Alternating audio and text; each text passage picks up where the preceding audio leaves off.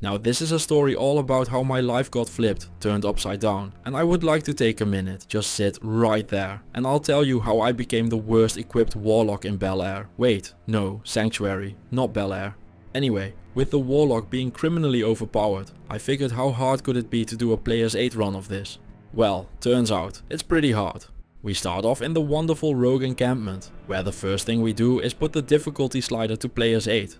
This has the effect of having the game emulate that there are 8 players in the game, ergo a full party of players. The result of this is that monsters now have 450% health and 43.75% bonus damage and attack rating. The flip side to this is that we now get 450% more experience, and supposedly we are supposed to find better items. I noticed nothing of the sort, but that's for the story to show, not me to tell about right now. In the first act of the game, the goal is the same as always, just to try and get some gear going and get into our first few skills. To do this, I decided to do some bishy-bosh farming, cause he spawned right next to the Cold Plains waypoint anyway. After gaining enough levels of this, I headed towards the tower. Now, the reason you tend to drop better items on players 8 is because every monster has a certain chance of not dropping an item. On players 8, this becomes a much smaller chance. It's all very technical and boring, so don't worry about it too much. Just know that what makes the countess make so many runes on a normal run is now gone, cause on her the no drop slots were filled with rune drops instead. So by going from players 1 to players 8, you make the drops from the countess much worse cause you prevent her from dropping as many runes. During the countess farming I reached level 13, and at this point I decided to go and do my first respec to get into the main skill of the run. Echoing Strike lets you channel your purple power into your weapon, empowering it and turning it into a boomerang. This makes it a ranged physical attack, which means we effectively become a throw lock. The thought of getting a tank to prevent me from getting into trouble gets me all hot and bothered in all the right ways. So the other thing I'm getting into is the demon skill tree to start off with a goat as a tank.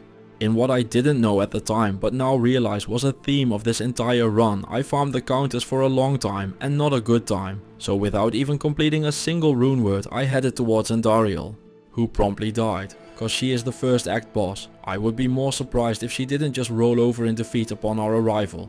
This leads us into Act 2. To be more precise, we find ourselves behind Sharp Growler, with our life total being just a little bit low thanks to their lightning damage. My happiness is high though. I know it's a small thing, but I've been noticing that ever since Reign of the Warlock dropped, the names on super unique monsters have been much more varied. And it might just be confirmation bias, but I don't mind either way. I'm just happy that I think the monster name variety has been improved. The first relevant thing that happens in Act 2 is when we are working our way through the Canyon of the Magi and an Ath rune drops, allowing us to complete our stealth for its faster cast rate and faster run walk. With us getting that a full act behind schedule, it is starting to say a lot about the quality of our gear. In the tombs, with our just completed stealth, we head into the Duriel fight, which ends up going the same way as it would on a summon necromancer. We are just recasting the goat every time it gets defeated by the giant bug, which results in us just being able to chip away at the 4.5 times as big health pool he has until it reaches the same 0 it always does. The most important goal of Act 3 is to reach at least level 25, so we don't get an experience penalty in Act 5. To reach this, we do some ruined temple runs, which is just exactly the same thing as we would do on a normal player's 1 run. During this, we upgrade our weapon to a plain white maul, if it wasn't clear yet. Our gear situation is already pretty dire. We need to improve, and we need to improve fast. Which brings us neatly to our sponsor, boot.dev. If you love Diablo 2, you already understand the power of being prepared. Finish the quests, grind the gear, get the loot, and finally live a glorious life of luxury. Boot.dev is built the same way. Instead of bouncing between random tutorials, you get a clear progression path with a structured checklist. You always know what your next objective is. Complete a lesson, ship some code, unlock the next concept. It's like working through every quality of gear, except you're upgrading your developer skills. You start with fundamentals like Python, then move into tougher tiers, data structures, algorithms. Each section builds on the last, just like normal to nightmare to hell. And the key thing, you're not watching, you're doing. It's hands-on coding from day one. Every completed task is like checking off a quest log entry. Small wins stack up, and the progress is real. If you're the kind of player who enjoys efficient farming routes and checking boxes until the build comes together, you will feel right at home with boot.dev. So if you are looking to upgrade your equipment in real life, click this link https://boot.dev/?promo equals the nuclear rabbit. And use my code the nuclear rabbit to get 25% off your first payment for boot.dev. Back at the story, we find ourselves at the Mephisto fight. This is one of the big chances of improving our gear. The fight ends up being a matter of just going slow and steady, so while it won't be good for farming, I do hope we find something cool here. Well, turns out we didn't, but at least we had a chance here. It's just unfortunate that we full on whiffed it. Instead of finding the answers to our gear problems, we find some souls. To work off the rage this gathers, I drop Isual for his 2 skill points before heading towards the Chaos Sanctuary. In here we have yet another close call when we get the bad infector map. I figured with the goat being there I would have some time to just start blasting and have things fall over. Instead, the goat just kind of proves he isn't a goat. Fortunately, I can dive into a town portal fast enough this time around, which definitely isn't foreshadowing in the slightest, and get to enjoy the time-honored tradition of walking back to the Chaos Sanctuary from the waypoint. Once back, it isn't very hard to clear out all the other Venom Lords, and with all of them cleared, it is time for the big D. Put away that dirty mind, it's time for Mr. Diablo himself. Even though he has 4.5 times the health, the fight in essence isn't different from how you would normally approach it. It's not like when he isn't powered up you're just casually licking the lightning or anything, so while the fight takes way longer than usual, it's not harder. Drops wise, it's yet another disappointing fight, but surely we will find something better at some point. Despite the additional 450% experience, we aren't at the level we want to be once in Act 5. To solve this problem, I do the usual thing of grinding Eldritch. One thing this does point out though is just how much grinding for experience there is in this game. I have 4.5 times as much, and this is still the second time I have needed to grind for levels, which honestly is kind of ridiculous. I wouldn't want it any other way though, but I fully realize that I'm probably just saying that because of Stockholm Syndrome. During this level grind I unlock Mirrored Blades. This skill has you magically magicking more copies of your weapon so you can hit multiple times with it. I won't be using this skill at all, but I'm mentioning it because it's a synergy for Echoing Strike. For every 5 points in this, we get an additional echo. Since it's level 1 now I can't show it yet, but you'll see throughout the video that I just randomly get more and more things flying around dealing damage, which is the result of leveling Mirrored Blades. Earlier in the run I mentioned how I was going to use a goat for a little while, but in Act 5 we find the actual goat, Lister the Tormentor. All throughout this video I am going to have a bad time trying to get him to join my team. The first thing that goes wrong is that I am just way too greedy and decided that it would be a perfectly reasonable play to go and get my level up from his minion pack and then follow it up by getting the Bind Demon skill with the skill point that I just got from the level. If it wasn't very obvious yet, that is a stupid plan and goes exactly how you expect it would go. I end up getting the level from exactly Lister, meaning I can't enslave him anymore. So instead I settle and grab one of his minions instead, which could have been prevented in so many ways. But here we are. For the Baal normal fight, it doesn't matter though. The minion has no problem at all tanking Baal, with the life total not even moving. So just like with Diablo, it takes 4.5 times as long, but Baal gets defeated. Upon defeating the demon, I see that the current terror zone is the Cathedral. Now this used to be the best terror zone in the game by miles. However, it has been nerfed pretty badly. All I want to say about this nerf is that I wish we could get it reversed. I love the Cathedral just being a broken area to farm in. I know it was too good. I made multiple videos about it myself. That doesn't mean I didn't still love it. So dear Blizzard developers who I am sure are totally watching this channel, can we get a thing going where we get the Andariel Terror Zone reverted back? It would make a lot of people really happy. This game already is crazy hard, and finding the rarest items is even harder. Having one area where if you happen to play at the right time it would greatly reward you was great. And yes, I know you could farm a grail really quickly here, but honestly, who cares? If people want to do that, just let them. I loved it and will miss it dearly. Especially considering the only thing I found during this entire terror zone wasn't even at Andariel, but in the Catacombs level 2, where I ended up finding a 40% fire resistance amulet. With the half hour of use to be powered on, it's about time we start wrapping things up in normal. There are a few small things left to do. But the one I want to talk about is in the River of Flame. I skipped the Hellforge on my first run around through here on purpose. Because now that I am able to bind demons, I can just grab myself a Hephasto. I'm not worried about what kind of mods he has on him or anything. I just know that I want a massive tank to not have to worry about being safe. That I get the hammer for free is just all upside as well. My Hellforge drops aren't anything interesting, but it's okay. Just having a proper demon bound is plenty of reward for going here. Because of how bad my gear is, I decide to save the barbarians in Act 5, which allows me to make an Ancient's Pledge for the massive pile of resistances it has. With one more thing left to do in normal, I head towards the frozen river to save Anya, but way more importantly, I end up dropping an M rune here. I didn't know it yet, but it turns out those are pretty rare, like exceedingly ridiculously rare during this run. And don't even get me started on soul runes. I don't know what was up at all during this run with those. Assuming I would find plenty of them, I decided to make a strength with the first one. Not because I think it's very good for this build, but because my current weapon is just a random pike I picked up along the way somewhere. And that's it for normal, which means it's time to get into nightmare. Every single difficulty every single time starts off with a resistance check. This time around they look good, so nothing to worry about on that front. Nightmare is just normal but easier cause your character is just functioning, so we are going to be working our way through it in about the same way, which means that we are starting off with farming the countess. This results in me finding another M and a toll rune, which allows me to make the spirit rune word. Now I don't want it for myself because I'm a stud and therefore play melee characters. An Act 3 mercenary does love to get right in the spirit though. I do fully realize I grabbed the wrong one. I should have gone for a fire merc to get the enchant skill cast on me and Hephaestus, improving our damage and attack rating.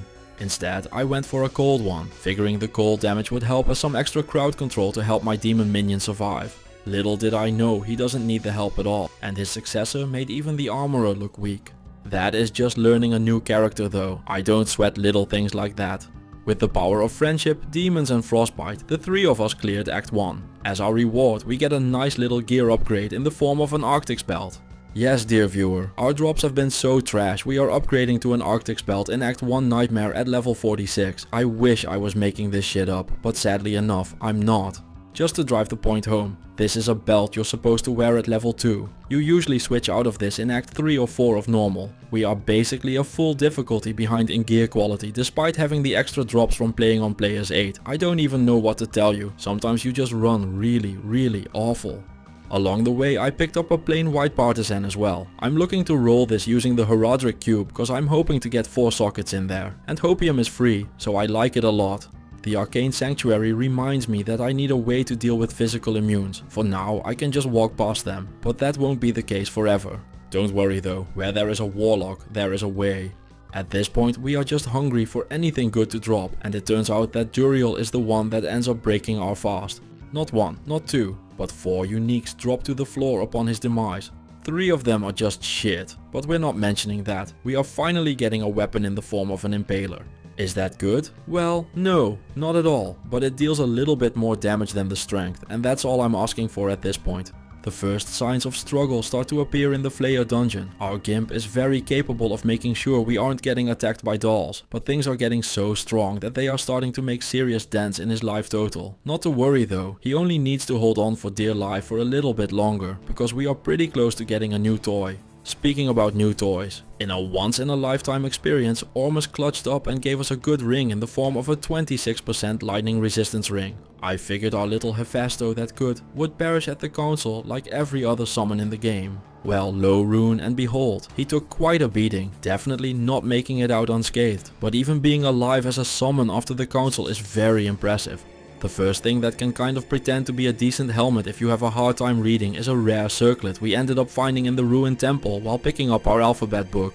Corpse Shell has poison damage, that good old quality of life mana boost, and 8 resist all. I know, right? It's insane. It's so good I put it in the stash for hell while I'm going to keep wearing my Temu Shako. Which means we are currently looking for the following gear pieces: a weapon, an armor, a helm, gloves, rings, boots and a belt. Oh, and we are also looking for an M and a soul rune, preferably 2 soul runes even. That's a lot of pieces we are missing.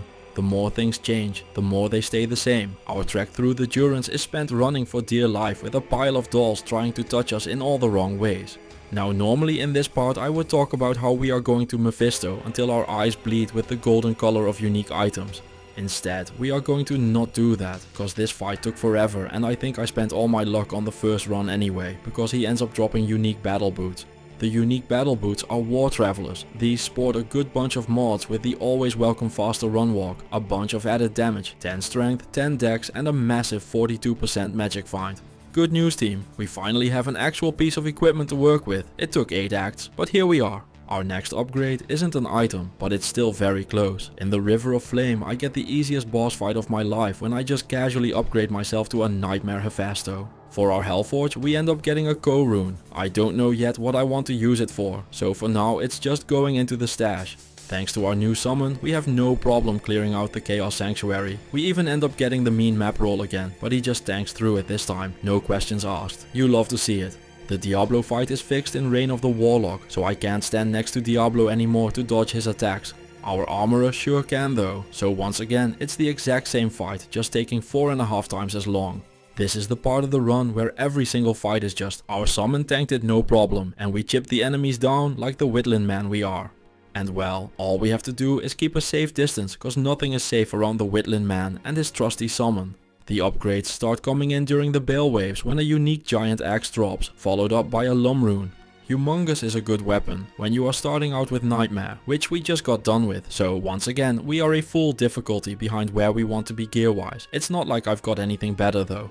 Our third upgrade during this is Lister, who isn't so much an item as much as he is the most unkillable summon I've ever summoned in any game. No matter what, no matter where, no matter how high your player's count is, Lister doesn't give a shit. The mighty demon just stands and holds position. I had heard stories about how good this thing is. It's even better than you've heard. Nightmare Lister as your summon just tanks the entire game, even on players 8. No questions asked. I wasn't able to try out every area in the game for reasons you'll find out in a few minutes, but as long as Lister was around, nothing could go wrong. Baal dropped a cool rare ring with some life and resistances. It's not the best ring I've ever seen or anything, but I'm just happy that at least things are starting to get rolling gear wise. Rounding out the difficulty, I saved Radamant and killed Anya for the book. During that I ended up finding a druid summon skiller. I don't know why anyone would still use these if you can have a Lister instead, but they are still in the game. And I don't know why, but I just like finding skillers. I also went and got the Horadric Malice. Maybe I can roll a better circlet after all. It's not like I've got anything to lose. The circlet rolls +1 to druid skills and 36 fire resist. Message received, Charcy. You want to be a druid? I can help with that. Deciding to help out Charcy on her new respec, I gift her the druid skiller. I'm keeping the circlet for the fire resist though. The final thing I do in Nightmare is create the smoke rune word, which is going to solve all of our resistance problems for the rest of the run, thanks to the beautiful 50 resist all it has. With everything done, it is time to leave Nightmare and get into the very aptly named Hell difficulty. Like I said literally 2 sentences ago, smoke is just hard carrying our resistances, so those are beyond solid. I would even call them exceptionally good. I'm off by 2 fire and 1 lightning, but you can't have it all I suppose. Damage is where our problem lies currently. 3200 to 5300 looks amazing on paper and would be easily able to clear players 1. However, as you can tell from this Den of Evil footage, it doesn't seem to be quite cutting it on players 8. And by not quite cutting it, I mean that this is absolutely fucking trash garbage. We are taking forever to kill even a single gargantuan or zombie. It's like I'm trying to chew my way through a steel wall. Now there are YouTubers out there that have the patience for this shit, but I am absolutely not one of them. I claim I'm a man of many talents, but everyone who has ever met me will tell you that I am the most impatient man on the planet. If things don't grant me dopamine in every fiber of my body every 3 seconds, I'm out. Seriously, I had TikTok generation levels of patience before TikTok even got invented. What I am trying to convey here is that this kind of damage will not stand. That is not what my buddies died for face down in the muck. This kind of non-aggression will not stand. I feel like a pacifist with this amount of damage. We need a new plan, and we need it right now. And no, it's not the Ogre Axe I found. That requires way too many stats. To try and get something going, I dive back into the Terror Zones. Once back in the Terror Zones, I decide to try out the Swampy Pits, cause it's right next to the waypoint. This turns out to be a bad idea, not because I'm scared of the tight corridors that can spawn both dolls and souls. No, what really haunts me is the vastness of this area without any monsters at all. Look at this trash. It's miles and miles of zone, just devoid of any life for me to devoid it of. It's like my job is already done for me, except I didn't get experience, or even more importantly, loot. During the Terror Zones I gained some levels, and with my main skills all maxed out at this point, I decide that the next course of action is to finally get to the part of the build that deals with physical immunes. To do this I decide on Hex Bane. This is just the sorceress's enchant skill, but available at level 1 and with magic damage instead of fire. Having reached level 72, the level where I usually clear hell, I feel like I can't prolong my suffering any longer, so I dive back into hell. This time around things are still awful, so even the Den of Evil took forever. With that in mind, I figured I'd do the only sensible thing and just kill as few enemies as possible and rush straight towards Andariel. And during the Andariel fight, I am going to insert yet another fancy, interesting and just astonishing quip about how amazing Lister is, cause his life total didn't even move, against an Act boss, on players 8. In the desert I drop another white ogre axe. I'm still refusing to work with this thing due to its stat requirements. I talked about it earlier, but I know very well who I am, so I'm not going to let myself get hauled down by stupid things like dealing no damage. And with that go-getter attitude, I got into the maggot lair. If there is one thing the maggot lair is known for, it's for being a wide open space where no physical immune or tanky or respawning enemies get in your way. My Warlock without damage did about as well as you would expect here, which is a nice way of saying that this was the purest of suffering I have done in a long time in this game, having to grind my way through every single one of them to even make it deeper into the dark tunnels dragged on me in a way that I hadn't felt in a long time. Little by little, monster by monster, I slowly but surely, but mostly slowly made my way through. 30 minutes in not even having reached level 2, I already knew that I had made a horrible mistake coming to this damned hole in the ground, but the combined powers of the sunk cost fallacy and spite kept me going.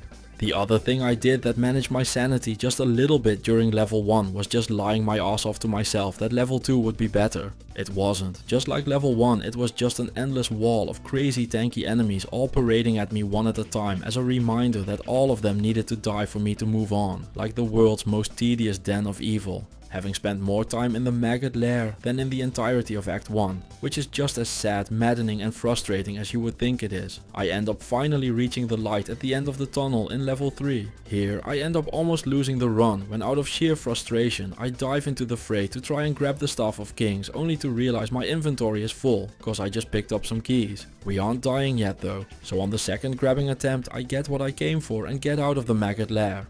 This was probably the hardest part of the entire run. The maggot lair isn't infamous by accident. It is the place where physical based builds just get stonewalled. I kind of know that I'm over the difficulty hump at this point, but that maggot lair broke something in me. I couldn't go and do the rest of the game at that pace. I just don't have it in me. So I went back to Nightmare to get a respec. First things first, I needed to know just how much of every stat I would need, so I finally took the hint the game was giving me and used my socket quest on the ogre axe, granting it 3 sockets. I then put a mania in it. This rune word is just hustle renamed, so it has some burst of speed, a little bit of fanaticism, increased attack speed, enhanced damage and a pile of racism to the undead, which is perfect cause the Warlock obviously loves demons. Stat wise I'm going to need over 190 strength and 74 dex, which is quite a lot, like a lot. Now I knew that once I reset my skills, Lister would drop dead, so to make sure I had a backup Lister ready to go, I did the smart thing and started a baal run, clearing out the first 4 waves to make sure that I could just go do my respec, jump into the town portal, toss a bit of damage around and grab myself a new Lister.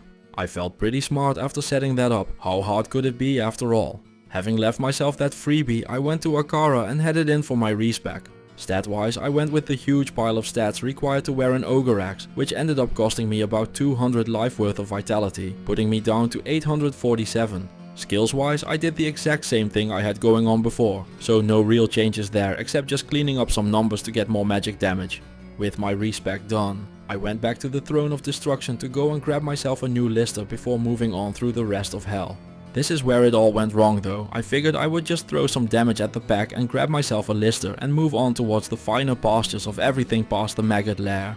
I sure as shit did move to finer pastures, but not in the way I wanted to, as I just didn't see Lister on time and ended up being just a little bit too aggressive in staying around to look for him. And just 2 hits later, I was grabbed by the only immortal in hardcore, Death. This run feels very mixed to me. On the one hand, I feel like I was almost past the hardest part. Act 2 is always the most difficult part of any physical based damage character, and honestly I don't think I would have had a lot of trouble in Act 3, 4 or 5 with 13,000 damage. The gear however was just absolutely atrocious this run, which is what ended up costing me in the end when I spent too many stats to even get something going.